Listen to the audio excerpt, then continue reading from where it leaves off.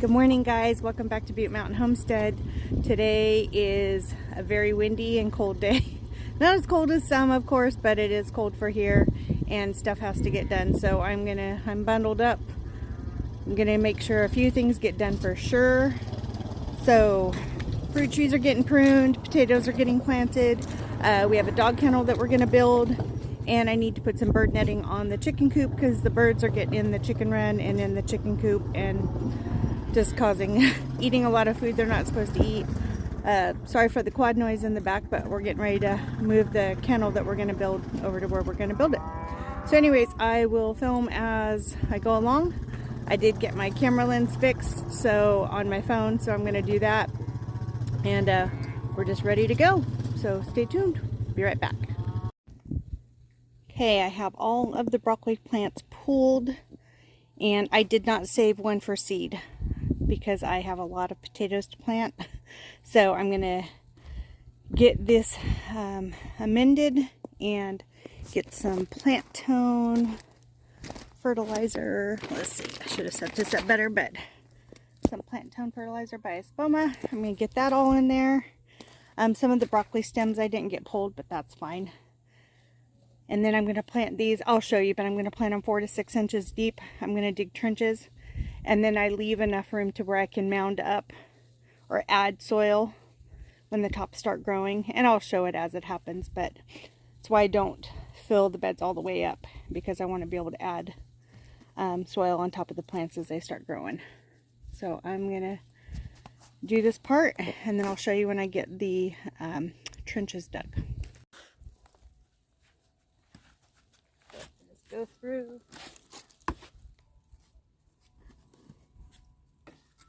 And it's kind of hard, but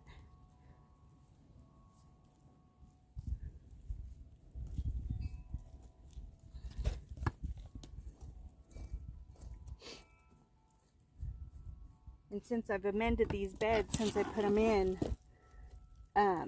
I'm digging now below the box, and it's really starting to turn into some really good stuff on what would be like topsoil, but for us it's hard clay no matter where we go. So I'm just gonna keep after it. What's really nice to see too is earthworms are in this bed. So anytime I see a lot of earthworms somewhere, mostly over by the chicken coop, is I grab a handful of them and I go and I put them all the beds. So that's really nice to see.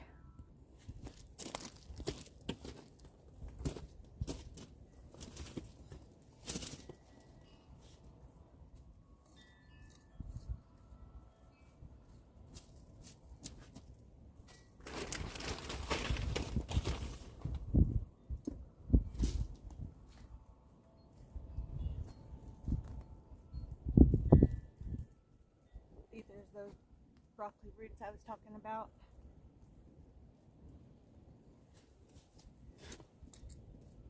So I'm just gonna, these trenches are taking me a little bit of time, so I'm just gonna finish them up, and I'll show you when I get the potatoes planted. Okay, it's getting kind of dark, so what I'm gonna do is go ahead and do this first row so you can see what it looks like, and then that way I can finish the rest of them. So I'm going to go ahead and place the potatoes. I'm going to get some fertilizer down in there, that plant tone like I talked about, and then I'm going to get the potatoes eyes up, but I'll show you. So these just so happen to be just regular old grocery store russet potatoes, because I'm not able to store seed potatoes. So not unfortunately, but a lot of people, you just have to get them where they're sold. And Home Depot has a lot. I have these White Superior, and oh gosh, these Yukon Gold. And then these are the russets. So I'm going to do this whole first row with russets. That way I know which ones they are. I was going to divide them by a section and do a marker, but see, here's the eyes. And you just face them up. If there's only one eye, now I could technically cut these into halves or quarters and then gray them off, which is harden them off for a couple days till the cut end kind of gets a little scabbed off. But I don't do that. I did it last year and they ended up rotting, and I didn't get any potatoes out of those plants. And I should have did this a few days ago. They say the full moon's the best time to do it. 2 days before or 2 days after. I think we're 4 days after. I don't have the luxury of waiting till the next full moon, which is in March, just because we get so hot real quick, and with our water shortage problem, yeah, I'm just doing it now, and because of our schedules and stuff. So I'm gonna go ahead and see. They all have, I'd like for them to have had better eyes, but they've at least got some growth on them. So those will actually pop through the ground. I bet you within 2 weeks we'll start seeing some green, and then I'll show you what I do. So I'm going to go ahead and get these all in and then show you when the row's completed. Okay, so they're about 4 inches down and they're about 12 inches apart. And then I did run out about right here. So I'm just going to do, I'm going to mark the edge of the bed, and then I'm just going to start the Yukon Golds here, and then I'll finish the Yukon Golds all the way. And just when I finish Yukon Golds, I'll do the White Superiors. So anyways, guys, and then I just mound it over. I just bring the dirt back up on top of it. And then when I start seeing green stuff, when I see 2 sets of green leaves, I bury until there's always just a little bit of green showing up top. And I do that until it gets to the top of the bed, and then I just let them go after that. That's what space I have, and it keeps us in potatoes until they run out. I don't really have any go bad. I use the small ones first, and like I said earlier, I don't have a cold storage or a root cellar, so I'm not able to keep seed potatoes. I wish I could, but I can't, so I make the best of what I do have and what I'm able to do. So if it got to a situation where I had to figure it out, then that's what I would do, is I would figure it out. But right now, this is what works for me. Again, I'm gardening in Zone 9, Northern California. We had 3 years of drought. We've gotten quite a bit of moisture this year, but it didn't get us really out. The mountains did get some snowpack, which is good for some that water, but we still didn't catch up, so I still have to be kind of careful, and I try not to have a lot of tried to save the water for the tomatoes and the peppers and stuff. The onions and garlic will be done by summer, so if I can only have the garden at a minimum, you know, and the squash and the melons.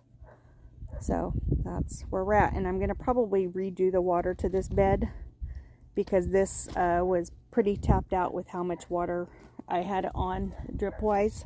So I'm going to probably change the water source to come in from that way through that bed to here. So anyways, I'm going to go ahead and wrap this one up, guys, and I will do more tomorrow, and we'll see you then. Okay, I got these all in, and there's 14 to this row. So that way, that would be 14 times 3 is 52. That'd be 52 potatoes. I don't even know if I have 52 potatoes, but we'll see. Alrighty, I'm going to get these covered up, and like I said, it's getting dark, so this is what it looks like. Pretty awesome. Grow your own food.